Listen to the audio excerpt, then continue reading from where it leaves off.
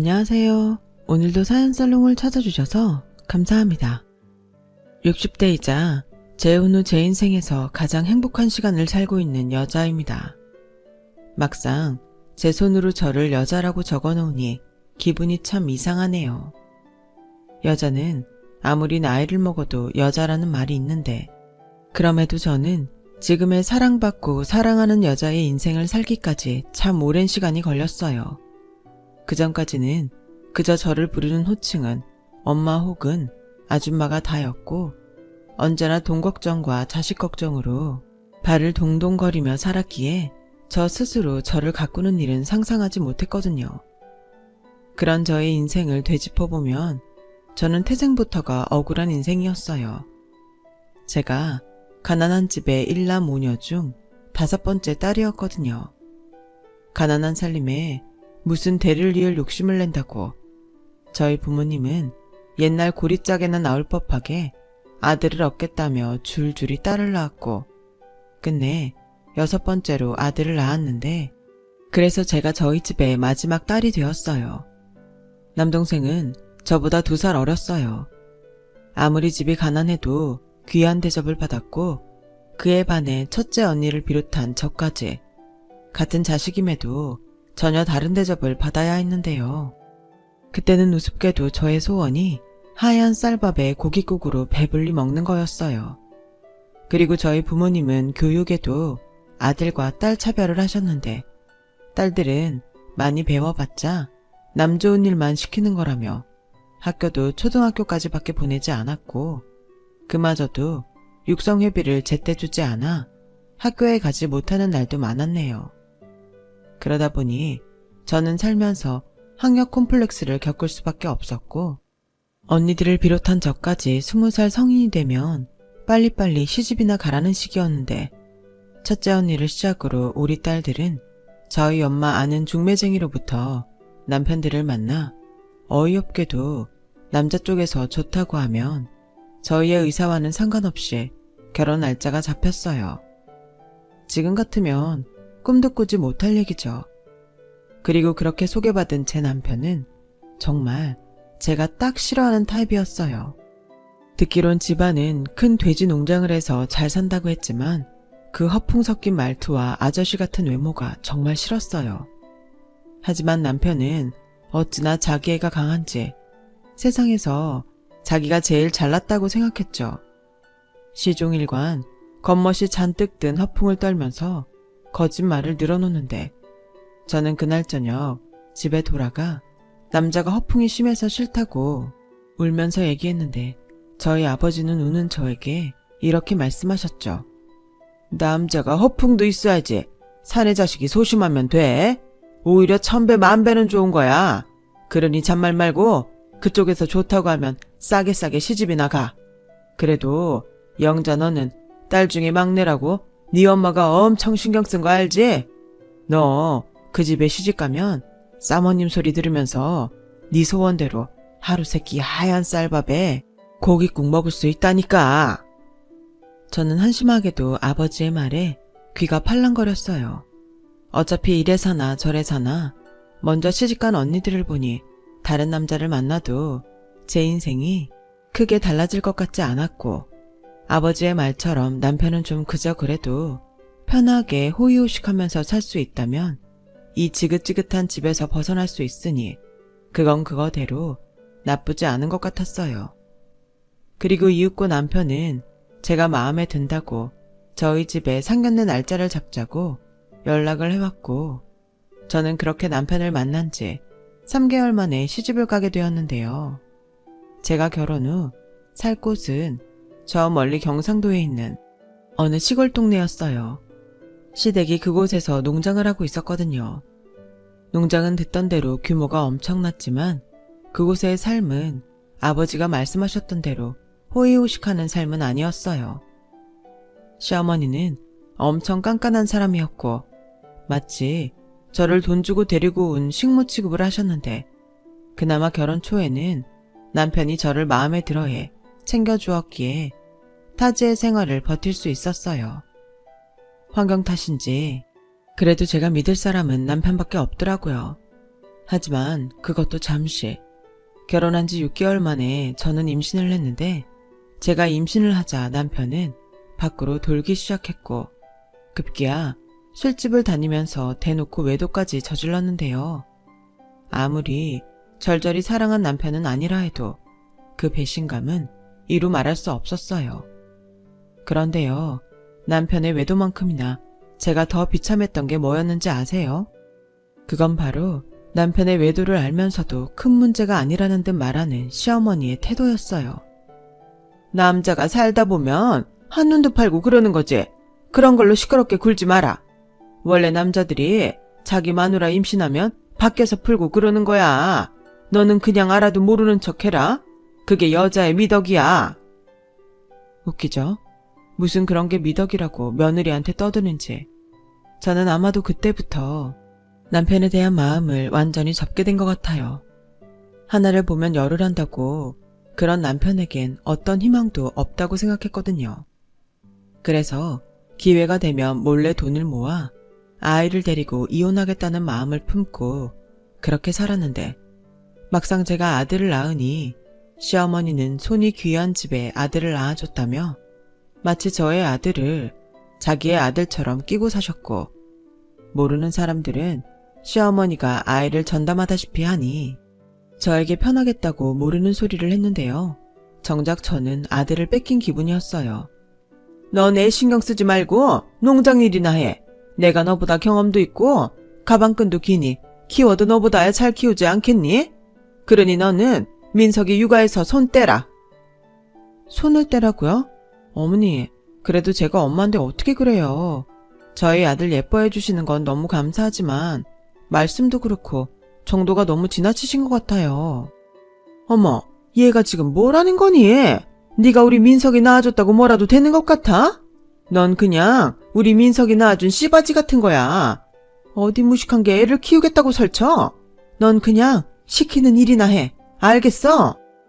아무리 손자 사랑이 지극해도 엄마인 저를 씨바지라니.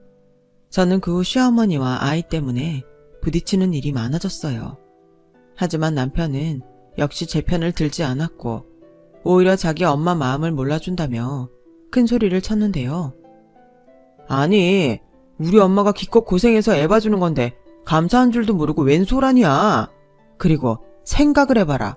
초등학교밖에 못 나온 네가 애를 키워봤자 얼마나 잘 키우겠냐? 그냥 우리 엄마 하자는 대로 해. 그럼 될걸.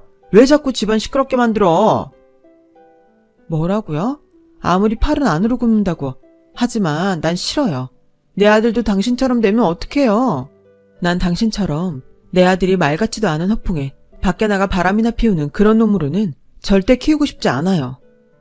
그 순간 아찔하게 제 얼굴 옆으로 묵직한 유리로 된 잿더리가 날아갔고 벽에 부딪힌 잿더리가 산산조각이 났는데요. 그 뒤 남편은 정말로 미친 사람처럼 소리치며 날뛰기 시작했고 그 소란에 시어머니가 제 아들을 데리고 저희 부부방으로 들어오셨는데요. 그 부모의 그 자식이라고 시어머니는 무슨 일인지 묻지도 않고 아들 편만 계속 들어 제 속을 뒤집어 놓으셨는데 그 순간 저도 꼭지가 돌고 말았어요. 도대체 뭐가 문제여서 집안을 이렇게 시끄럽게 만드니? 너 내가 시키는 거나 하면서 조용히 살라고 했지? 너 이혼당하고 쫓겨나고 싶어? 이혼이요? 제가 바라는 거예요. 근데 제 아들은 제가 데리고 갈 거예요. 누구 맘대로. 그리고 네가 이혼한다고 하면 니네 집에서 퍽이나 좋아하겠다. 아, 내가 말 안 했지? 우리 집에서 니네 친정에 다달이 돈 보내고 있는 거. 너 말이 좋아 시집 온 거지? 우리 집에 팔려온 거야. 뭘 알지도 못하면서? 순간 저는 온 세상이 저를 배신한 것 같은 기분에 사로잡혔고 저를 향해 비열하게 웃는 남편과 시어머니를 더 참고 봐줄 수가 없었어요. 그래서 성난 황소처럼 시어머니를 그대로 들이박았고 시어머니의 손에서 제 아들을 빼앗다시피 해 무작정 그 집을 나왔어요. 하지만 동네가 워낙 좁고 갈 곳이 없었던 저는 그 저녁에 발길이 꽁꽁 묶이고 말았는데요. 그 순간 농장이 바쁠 때 가끔 와서 일을 하시는 할머니가 생각나 마치 피난이라도 가는 사람처럼 할머니에게 도움을 청했어요. 그러자 할머니는 그간의 제 사정을 알았기에 저에게 아랫목까지 내어주며 이렇게 말씀하셨는데요. 네, 그 집 사람들 참 오래 봤는데 애기 엄마 잘했어. 그 집 사람들 절대 안 변해. 그 욕심 많고 자기들밖에 모르는 거 이 동네 사람들 중에 모르는 사람 있는 줄 알아? 다들 농장에서 불러주면 돈 받을 생각에 쉬쉬할 뿐이지. 우리들끼리는 애기 엄마 불쌍하다는 말을 몇 번이나 했는지 몰라. 그러니 어지간하면 돌아가지 말고 친정이라도 가. 아무리 여자가 시집가면 출가외인이라고 하지만 딸 자식이랑 손준데 내치기에 하겠어? 저희 친정도 마찬가지예요. 시집올 땐 몰랐는데 저희 시어머니가 매달 저희 친정에 돈을 보내고 있더라고요. 제가 만약 이대로 친정으로 가면 그 사람들은 돈 못 받을까봐 다시 저를 여기로 보낼 거예요. 어머 세상에, 무슨 부모가 그렇게 숭악스러워? 자식을 돈 몇 푼에 팔아? 제 말에 할머니는 말을 더 잇지 못하고 깊은 한숨만 쉬셨고 한참 뒤 무슨 결심이라도 한 듯 당신의 장롱 속에서 아마도 당신의 쌈짓돈 같은데 그 귀한 것을 저에게 내어주셨어요. 그러면서 애기 엄마 이거 얼마 안 돼. 하지만 이 돈으로 다른 곳에 가서 그 애랑 둘이 살아. 어디에 가서 살든 여기랑 그 친정보다야 낫지 않겠어? 라고 말씀하시는데 저는 염치가 없는 거라는 걸 알면서도 그 돈을 받고 싶었어요. 그 돈이 저에겐 유일한 동아줄 같았거든요. 그래서 저는 꼭 갚겠다는 말을 하고 그 돈을 받았고 다음날 남편과 시어머니가 눈치챌까 몰래 터미널로 가서 서울행 고속버스 표를 샀는데요. 그렇게 저는 지옥을 빠져나올 수 있었는데 그런 생각도 잠시, 여자 혼자 아이를 키우며 삭막한 서울살이를 한다는 건 역시 저에겐 또 다른 지옥이었어요.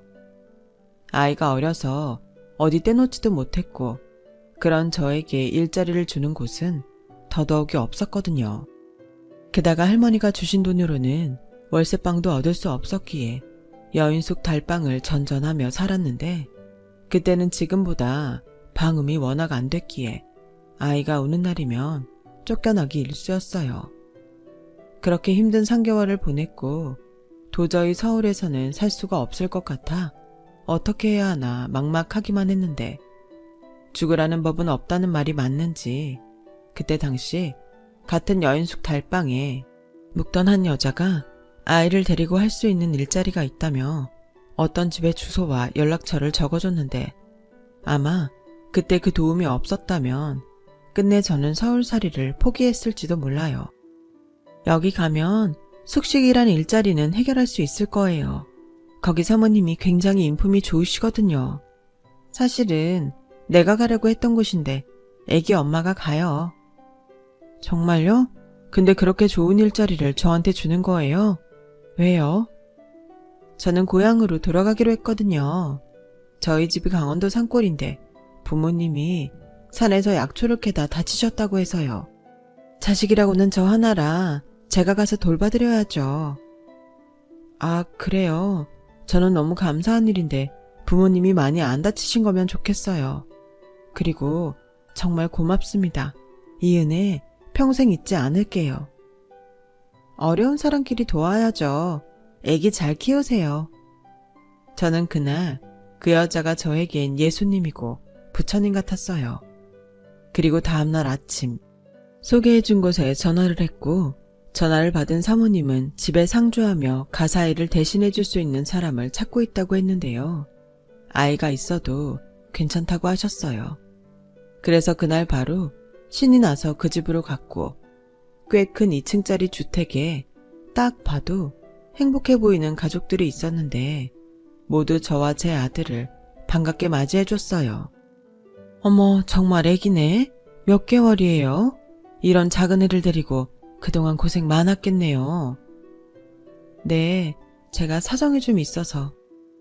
말하고 싶지 않으면 안 해도 돼요.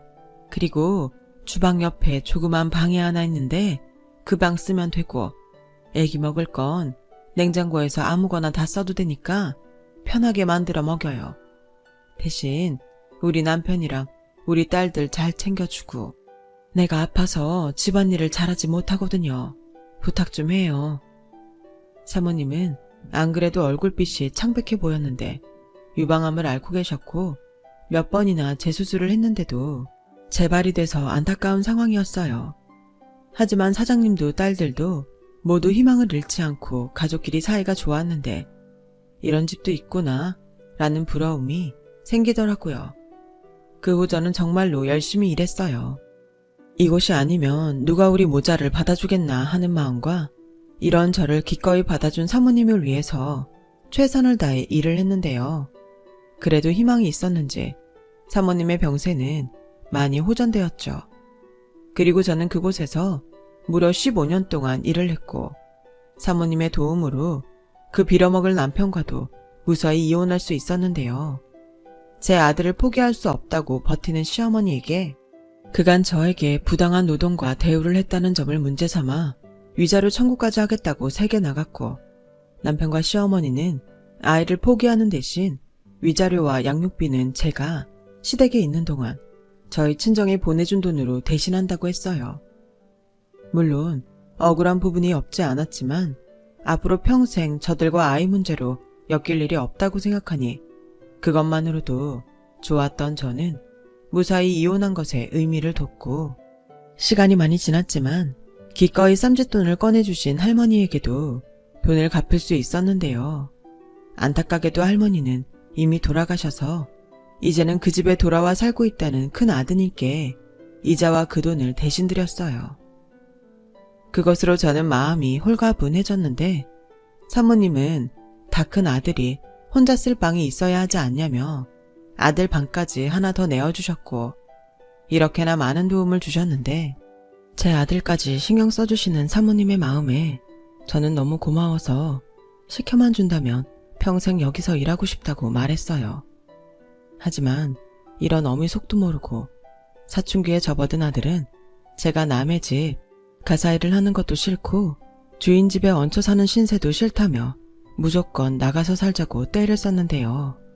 이미 그때까지도 감사한 마음에 사모님의 약이며 병간호까지 맡아서 했던 저는 가운데에서 여간 곤란한 게 아니었어요. 아씨, 애들이 나 여기 얹혀 사는 거 알았어. 이제 어떡할 거야? 왜 이사를 안 가는 건데? 그렇게 오래 일했는데도 돈이 없어? 우리 거지야? 너는 무슨 말을 그렇게 해? 이제 어떡할 거냐고. 나 쪽팔려서 학교 안 가. 아들은 그렇게 저를 창피해했어요. 그래서 고민 끝에 어쩔 수 없이 사모님께 사정 이야기를 하고 같은 동네에 방 2개 딸린 허름한 월세방에 이사를 갔어요. 그 후 아들은 자기는 꼭 성공해서 잘 살 거라며 공부에 열을 올리기 시작했어요. 그리고 중3이 되고부터는 학원이나 과외도 없이 전교 1등까지 했는데 식모 아들이 독해서 사교육도 없이 공부를 잘한다며 뒤에서 수군거리더군요. 하지만 아들은 그런 거는 아무 상관없는 듯 했어요. 그리고 자기는 무조건 법대에 들어가 돈 많이 버는 변호사가 될 거라고 하더군요. 소문대로 제 아들이 독하긴 했는지 난다긴다 하는 고등학교에 다니면서도 내내 상위권 성적을 유지했어요. 살가운 아들은 아니었지만 그 덕에 저는 남의 집 일을 하는 처지였지만 체면이 살았었죠.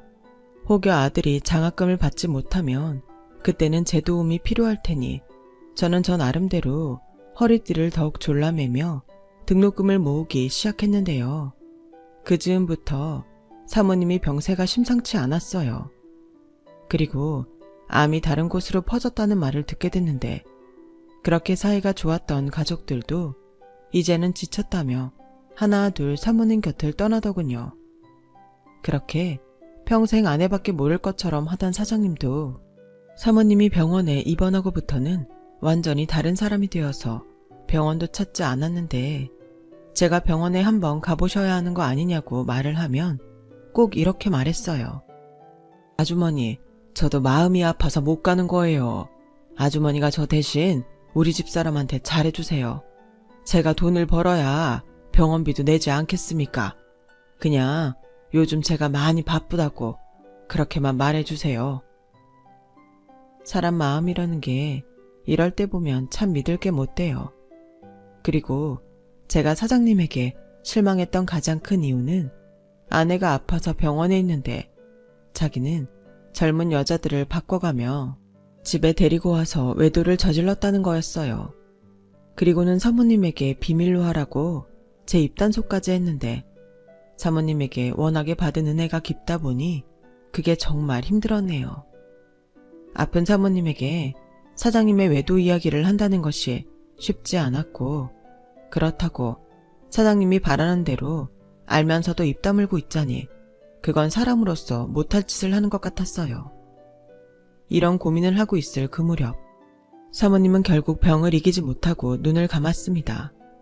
사장님은 기다렸다는 듯 장례를 치렀는데 그 순간은 영정사진 속 사모님과 제가 비참하게는 똑같다는 생각이 들더군요. 그 후 3개월도 지나지 않아 사장님은 젊은 여자와 재혼을 했어요. 그리고 저에게 계속 출퇴근을 하며 집안일을 해달라고 했는데 차마 그건 하고 싶지 않더라고요.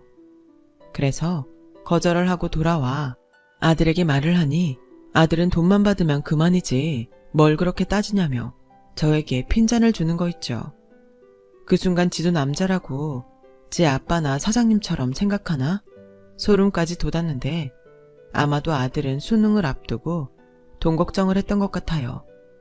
그래서 네 대학 등록금이며 방 얻어줄 돈은 모았으니 걱정하지 말라고 했더니 그 뒤로는 아무 말도 하지 않더군요. 저는 그때까지 딸이 아닌 아들이라 저러는 줄 알았어요. 남의 집 아들들도 모두 무뚝뚝하고 자기 아쉬울 때만 엄마를 찾는다고 생각했죠. 그래도 저희 아들은 알아서 지 공부 잘하는 아이이니 이 정도는 괜찮다고 생각했어요. 지금 생각하니 저는 참 바보였네요. 공부보다 인성이 중요한 것을 그냥 사내아이라 그런 줄 알았다는 게 제 잘못 같아 마음이 오랫동안 아팠어요. 하지만 그때 아들을 잘 키우고 돈 걱정 없이 사는 것이 제 인생의 목표였기에 그런 건 보이지 않았고 아들은 열심히 공부한 끝에 와이대 법대에 합격했는데 저는 그게 아들이 저에게 해주는 효도라고 생각했어요. 제가 법대에 들어간 것도 아닌 그저 아들 인생일 뿐이었는데 그리고 아들은 오로지 돈 잘 버는 변호사가 되겠다며 알바도 하지 않고 공부만 하더군요. 그 뒤엔 이상하게도 공부만 하는 것 치고는 장학금 한 번을 타오지 못했어요. 거긴 워낙에 공부 잘하는 애들만 있어서 그래. 엄마는 법대 공부가 뭐 설거지처럼 쉬운 줄 알아? 아니, 엄마가 뭐라고 하는 게 아니라 네가 공부를 그렇게 열심히 하는데 안타깝다는 거지. 거짓말 마. 내가 엄마 돈 갖다 쓰는 게 싫은 거잖아. 이미 군대도 다녀온 아들이 한 말이었어요.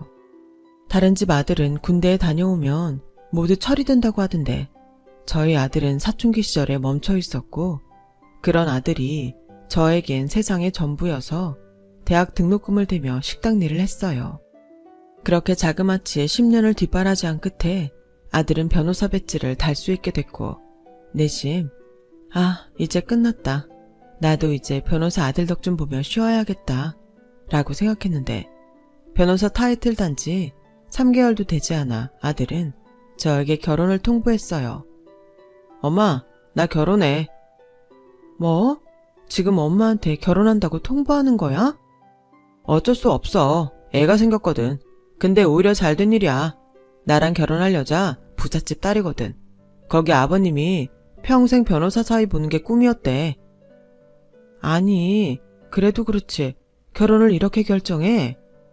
그럼 생긴 애를 지워? 그리고 우리 형편에 그만한 결혼 상대 찾을 수 있을 것 같아? 몰라. 난 결혼할 거고 엄마 싫으면 그냥 자식 없다고 생각해. 뭐라고? 내가 너를 어떻게 키웠는데 그런 소리를 해. 그 소리 좀 제발 하지 마. 따지고 보면 나야말로 엄마 때문에 개고생했잖아. 아빠 집이 그렇게 부자였다며. 근데 엄마는 그런 아빠 싫다고 애먼 나까지 데리고 와서 남의 집살이나 시키고 엄마는 나한테 안 미안해? 그 순간 머리를 한 대 세게 맞은 것 같았어요. 지 아빠가 그리고 지 할머니가 어떤 사람이었는지 알지도 못하면서 저는 그 뒤 충격을 받았지만 아들은 그런 저는 안중에 없는 듯 결혼을 진행했고 울며 겨자 먹듯 상견례 자리에 가게 됐는데 임신했다는 며느리는 저를 보자 놀란 눈으로 이렇게 말했어요. 어머, 분명 오빠네 엄마 50대라고 하지 않았어? 생각보다 많이 늙으셨다. 고생을 많이 했다고 하시더니 할머니시네. 세상 천지에 예비 시어머니를 보고 그런 소리를 할 수 있는 며느리가 또 있을까요? 며느리는 제 아들보다 5살이 어렸는데 얼굴은 이쁘장하게 생겼지만 생각하는 머리는 어린아이 수준처럼 보였어요. 하지만 제 아들은 그런 무례한 말을 듣고도 아무렇지 않게 웃기만 했고 저보다 장인 장모 될 사람에게 더 방글방글 웃으며 비위를 맞추는데 딱 지 아빠 젊었을 때를 보는 것 같았어요. 그렇게 키우지 않겠다고 큰 소리까지 쳤는데 저는 씁쓸한 마음에 입안도 까끌거렸고 음식도 먹는 둥 마는 둥 하며 상견례를 마쳤는데 사돈네가 부자는 부자인지 제 아들이 변호사니 아무것도 필요 없다며 모든 걸 자기네들이 알아서 한다고 했어요. 아들은 그 소리에 크게 웃으며 감사하다고 몇 번이고 고개를 조아렸어요. 그리고는 저에게 봤지? 나도 이제 든든한 처가가 생겼어. 이제 고생 끝, 행복 시작이야. 엄마도 좋지? 라고 말하는데 저는 이미 결정된 결혼에 초를 쳐서 뭐하나 싶어 그냥 웃어 넘겼어요. 그리고 아들의 결혼은 며느리의 배가 불러오기 전에 해야 한다는 사돈 내외의 뜻에 따라 정말 초스피드로 진행됐죠. 결혼식이 끝나자 아들은 사돈이 마련해준 20평대 아파트에서 신혼을 시작했는데 결혼한 아들은 어버이날에도 제 생일에도 바쁘다는 핑계로 저를 찾아오지 않았어요. 그저 용돈 10만원 보내주는 게 다였는데 며느리도 마찬가지였죠. 그 흔한 안부전화한 통도 없었으니까요. 하지만 새끼가 뭔지 하루에도 너는 너, 나는 나 각자 살자 라는 생각을 하다가도 돈 많은 처가에서 무시나 당하는 건 아닌지 걱정이 됐고 게다가 손주 출산도 얼마 남지 않으니 마음이 쓰였어요. 그리고 이윽고 며느리가 결혼한 지 얼마 안 돼 딸을 낳았고 저는 미우나 고우나 할머니가 됐다는 기쁨에 그간의 서운함을 잊으려 했는데요. 손주 얼굴 볼 날만 기다리던 저에게 아들은 전화로 엄마, 애기는 면역력이 약하니까 애기는 나중에 보러 와. 어차피 우리 바로 산후조리원 들어갈 거야. 산후조리원은 보호자 말고는 못 들어오니까 내가 나중에 집에 가면 연락할게요. 라고 말했고 저는 서운한 마음에 아들에게 이럴 거면 평생 연락하지 말라고 처음으로 크게 화를 냈는데요. 제가 아무리 화를 냈어도 아들은 미안하다고 사과하지 않았어요. 저는 아들 내외에게 괘씸한 마음이 들어 정말로 연을 끊을 각오를 했는데 TV에서 애기들이 나오면 보지도 못한 손녀 생각에 마음이 뒤숭숭했고 급기야 저는 제가 먼저 숙이고 들어가려 전화를 했는데 아들이 뜻밖의 집으로 애기 얼굴 보러 오라고 했어요. 핏줄이 뭔지 그간 서운하고 화났던 마음도 있고 저는 반찬을 하나 가득해서 아들 집에 처음 방문하게 됐는데요. 아직도 그날의 충격을 잊을 수가 없네요. 제가 아들 집에 도착하자 초인종을 누르기도 민망하게 현관문이 활짝 열려 있었고 안에서는 며느리의 목소리가 쩌렁쩌렁하게 들려왔는데요. 제 이야기를 하고 있었어요. 뭐야? 왜 자기 마음대로 어머니를 여기 오라고 해? 거절도 한두 번이지. 그럼 우리 엄마는 언제까지 애기 얼굴도 못 보는 건데? 평생, 가능하면 평생 안 봤으면 좋겠어. 뭐? 야, 그래도 이건 너무 심하잖아. 심해? 자기 왜 나한테 어머니 식모살이 한 거 감췄어? 자기도 어머니 창피하니까 그런 거 아니야? 근데 남인 나는 오죽하겠어? 가난한 자기 하나 건져준 것만 해도 감지덕지라고 생각해. 순간 저는 두 손이 바들바들 떨렸어요. 그래서 가지고 온 반찬을 손에서 놓쳤고 그 소리가 복도에 울렸는데 그제야 아들이 나와서 저를 봤어요. 그리고 아들 얼굴을 본 순간 눈물이 울컥 나오더라고요. 엄마, 언제 왔어? 1층 문 열려 있었나? 그래도 전화라도 하지. 엄마는 그냥 문이 열려 있어서. 근데 그냥 갈게. 엄마, 진짜 미안한데 내가 이런 말 하면 나쁜 놈인 거 아는데. 엄마, 우리 당분간 보지 말자. 알잖아. 나 가진 거 하나 없이 변호사 타이틀 하나로 결혼한 거. 앞으로 사무실 개원이나 이것저것 처가에 도움받을 일투성인데 와이프 싫다는 일 안 하고 싶어. 엄마가 나 좀 이해해주면 안 될까? 나 엄마 아들이잖아. 아들이 잘 살기 바라는 게 엄마 마음 아니야? 참, 그 말을 듣는데 그 똑똑한 아들이 언제 저렇게 멍청해졌나 싶었어요. 그리고 이젠 정말 천륜이라도 끊어버리자 하는 마음으로 뒤돌아 서려고 하는데 제 등 뒤에서 짜증난 며느리의 목소리가 들리더군요. 뭐야? 진짜 온 거야? 아씨, 짜증나. 예, 나 그냥 갈 거야. 그리고 네가 바라는 대로 평생 오지 않을 테니 내 아들 그만 잡아. 어머머, 어머니, 지금 저한테 뭐라고 하시는 거예요? 어머니가 그럴 입장이 되신다고 생각해요? 식모 생활 그렇게 오래 하셨으면 눈치라도 있어야죠. 그래, 나 그렇게 힘들게 내 아들 키웠다. 아무것도 없이 뒷바라지 한다는 게 어떤 건지 넌 알기나 하니? 엄마, 그만해. 왜 엄한 사람한테 화풀이를 해? 그리고 내가 혼자 알아서 했지. 엄마가 해준 게 뭐가 있어? 저는 아들의 그 한마디에 지나온 시간이 모두 물거품이 됐어요. 뭐를 위해서 살았나. 그렇게 후회만 됐어요. 그 후 저는 정말로 그런 자식은 애초부터 없었다는 듯 살았고 무슨 운명의 장난인지 다 늙어서 저 좋다는 사람을 만나게 됐는데 하도 이 사람 저 사람에게 대이다 보니 제 평생의 남편이 될 인연인 줄도 모르고 거절만 수십 번을 했어요.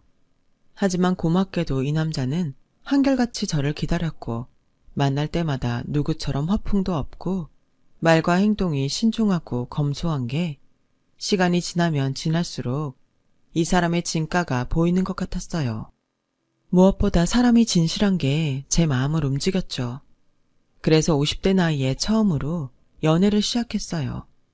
그리고 그 남자에게 평생 받지 못한 사랑을 받게 됐는데 그 남자와 사계절을 모두 보낸 뒤 청혼을 받던 날 저는 뜻밖의 사실을 알게 됐어요. 글쎄, 항상 검소하게만 다니던 이 남자가 사실은 큰 공장을 갖고 있는 사장님이더라고요. 게다가 평생 일만 해서 결혼도 하지 못한 총각이었는데 아직도 사실 확인이 어렵지만 제가 첫사랑이래요. 그래서 자기는 자신의 모든 것을 저에게 쏟아 평생 잘해주고 싶다고 했는데요. 그 순간 어릴 때 하얀 쌀밥에 고깃국으로 배불러 보고 싶다는 어린 제가 생각났고 이미 꽃다운 시절은 다 갔지만 남은 시간은 이 남자의 사랑을 받으며 살고 싶다는 마음이 들었죠. 그래서 작지만 둘만의 가장 행복한 결혼식을 올렸습니다. 평생 부럽다고 생각하기만 한 마당 있는 주택에서 신혼생활을 시작했는데 제 생일이 다가올 즈음 남편이 먼저 아들 내외를 집에 초대하는 게 어떻겠냐고 했어요. 아들 내외를요? 난 싫어요. 이제 난 그것들이랑 상관없이 살 거예요. 내가 전에 다 말했잖아요.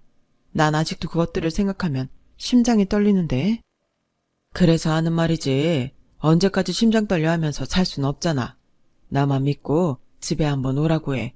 우리 이렇게 잘 사는 거 보여주자고. 저는 남편의 말에 그래, 나도 이렇게 잘 산다는 거 그것들에게 보여주자 라고 생각했고 참 오랜만에 아들에게 전화를 했는데요. 아들은 역시나 제 전화를 반가워하지 않았어요. 하지만 제가 재혼을 했고 남편이 시키는 대로 새아버지가 니네 장인처럼 부자라고 말을 하니 아들은 손녀와 며느리를 데리고 집에 오겠다고 먼저 말을 했고 주소를 알려달라고 했는데요.